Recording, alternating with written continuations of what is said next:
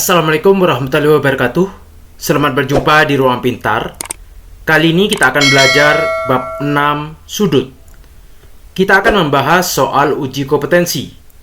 Materi ini sesuai dengan buku paket pada kurikulum Merdeka, halaman 188 sampai 190 untuk siswa kelas 5 SD. Nomor 1, perhatikan sudut berikut. Sudut terkecil yang dibentuk oleh jarum pendek dan jarum panjang pada pukul 11.00. Kita buat jam analognya.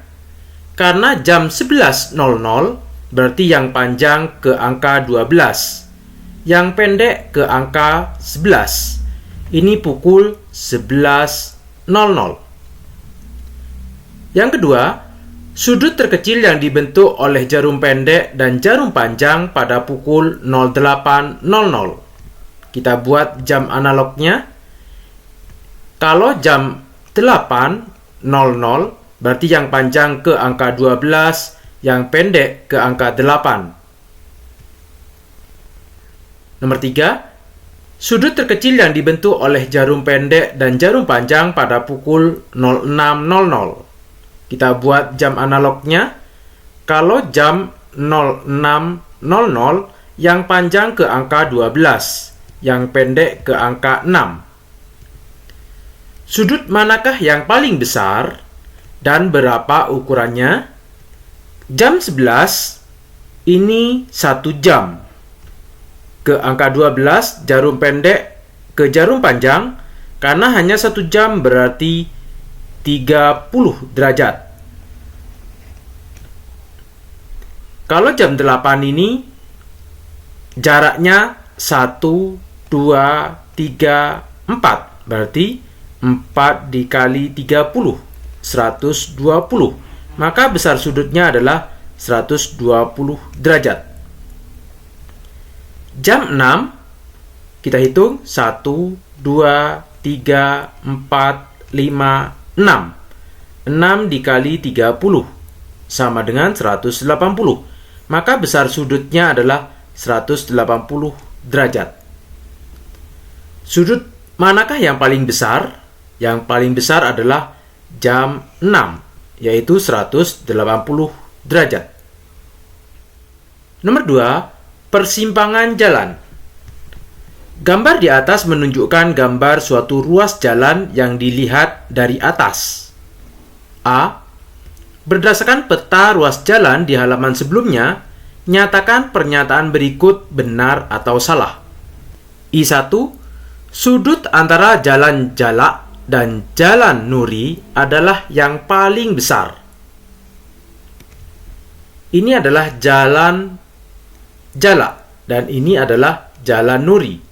Ternyata sudutnya ada yang lebih besar, yaitu jalan Jalak dan jalan Kelingking. Sudutnya ini yang paling besar, sehingga pernyataan ini adalah salah. I2. Tidak ada sudut siku-siku yang terbentuk di antara ruas-ruas jalan pada gambar tersebut. Kalau kita perhatikan jalan Nuri dan jalan Bangau, dengan menggunakan busur derajat, ternyata besar sudutnya ini adalah 90 derajat, sehingga pernyataan ini adalah salah. I3. Besar sudut antara jalan Jalak dan jalan Ketilang adalah 130. Ini adalah jalan Jalak dan ini jalan Ketilang. Kita ukur menggunakan busur derajat. Ternyata besar sudutnya adalah 130. Maka pernyataan ini adalah benar. B. Tentukan jenis dari setiap sudut berikut dengan memberi tanda centang pada jenis sudut yang sesuai. I1. Sudut antara jalan Jalak dan jalan Nuri. Ini adalah jalan Jalak dan jalan Nuri. Kalau kita buat garis lurus seperti ini membentuk sudut 90 derajat. Karena jalan ini sudutnya lebih dari 90, maka sudut tumpul. I2. Sudut antara jalan Nuri dan jalan Bangau. Nuri dan Bangau tadi kita sudah menghitungnya bahwa ini 90 derajat. Sehingga jenis sudut siku-siku. I3, sudut antara jalan Bangau dan jalan Ketilang. Bangau Ketilang kelihatan di sini kurang dari 90 derajat. Sehingga sudut lancip. I4, sudut antara jalan Ketilang dan jalan Jalak. Ketilang dan Jalak, besar sudutnya tadi sudah kita hitung 130 derajat. Sehingga disebut dengan sudut tumpul. C. Menurut ahli tata kota, sudut yang ideal untuk persimpangan jalan adalah sudut siku-siku. Adakah persimpangan jalan yang ideal pada peta di atas? Yang siku-siku adalah Jalan Nuri dan Jalan Bangau. Besar sudutnya 90 derajat. D. Menurut ahli tata kota, semakin kecil sudut persimpangan jalan, maka akan semakin menyulitkan kendaraan untuk berbelok. Pada peta tersebut, kendaraan dari arah mana yang paling sulit berbelok? Mengapa demikian? Yang sulit berbelok pada sudut lancip ini, yaitu Jalan Bangau dengan Jalan Ketilang. Nomor 3, memasang keramik. Seorang tukang keramik memasang keramik dengan menggunakan pola berikut. Pola 1 dan pola 2. Pak tukang akan memotong keramik untuk mengisi bagian kosong yang diberi tanda panah. Bantulah Pak tukang untuk membuat potongan yang tepat. Berikan alasan mengapa potongan tersebut cocok digunakan.